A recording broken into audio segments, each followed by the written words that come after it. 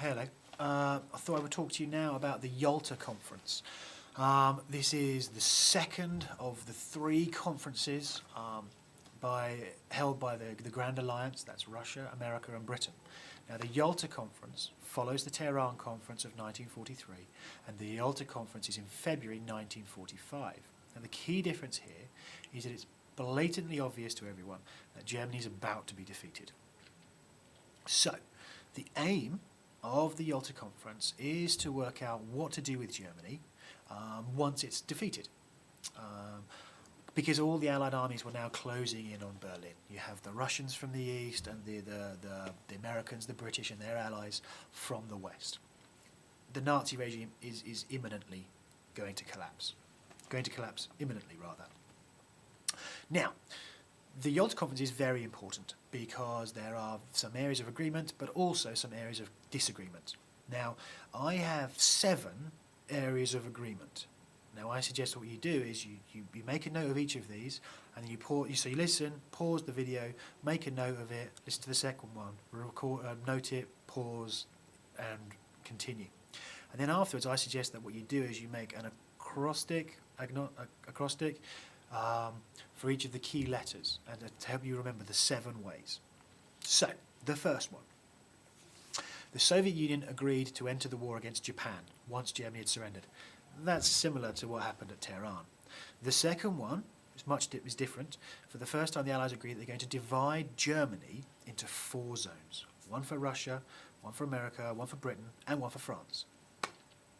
They also agreed they're going to divide Berlin, the capital of Germany, into 4 zones: America, Russia, Britain, and France.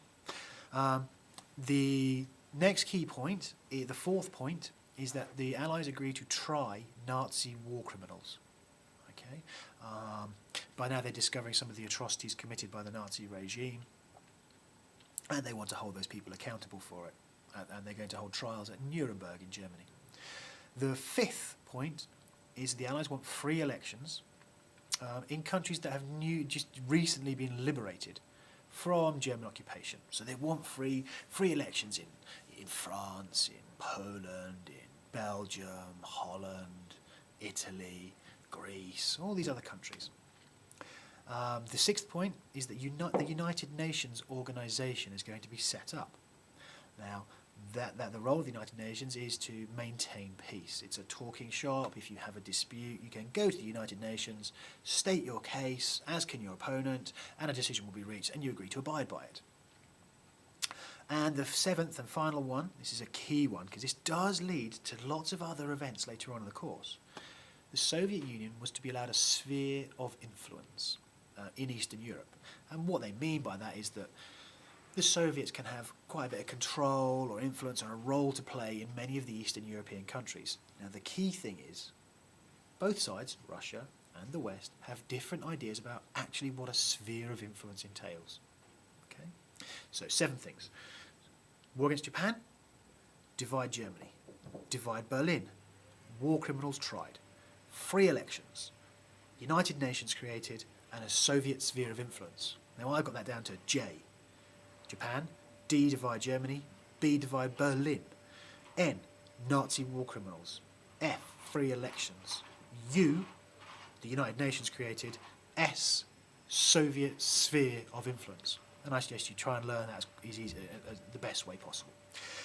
However, the key thing you also have to remember is that there are some disagreements. There are 2 main disagreements. The first one is how much Germany should pay in reparations.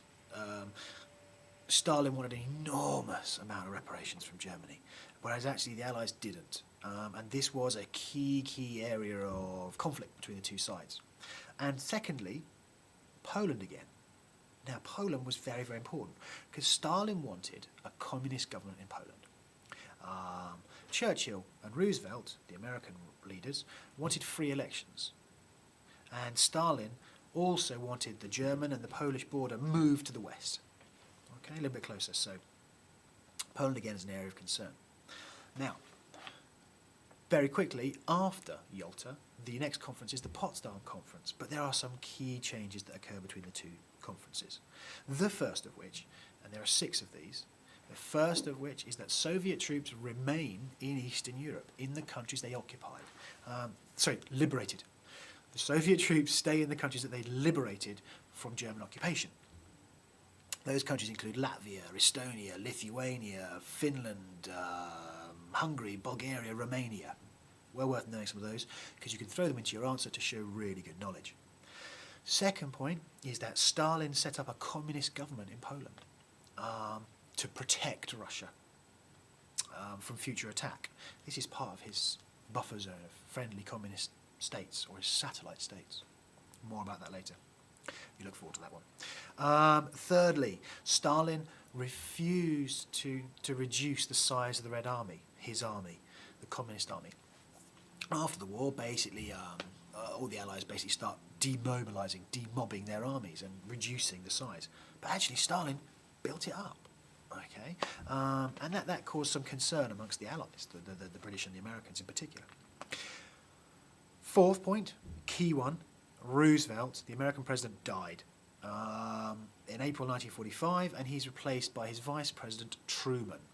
And Truman is very, very, very anti-communist. He's very distrustful of Stalin, does not like him at all. Roosevelt kind of worked well with Stalin. Truman, not good. Fifth point, you may have heard of the atomic bomb. Just after the Yalta Conference and before the Potsdam Conference, America successfully tested the first atomic bomb. This was the most powerful bomb ever created by humankind. I mean, it changes warfare beyond all recognition. And obviously, Truman rocks up at the Potsdam Conference and says to Stalin, "Hey, how's it going? You know, by the way, I've invented the world's biggest bomb, and I can destroy entire cities with one bomb." Now, understandably, Stalin's a bit miffed by this, and he sort of says, "Well, you know, we're supposed to be allies. You should have told me this first. Why didn't you tell me?" And he becomes very suspicious and thinks, "Oh, maybe you're going to use it against me." All right. And then sixth key point, is that during the Potsdam Conference, the British Prime Minister, Winston Churchill, is defeated in general election. And he's replaced by a guy called Clement Attlee. So the key guys change. The American President, the British Prime Minister change, but Stalin remains. All right? So remember those 6 changes between Yalta and Potsdam. Okay? Bye-bye.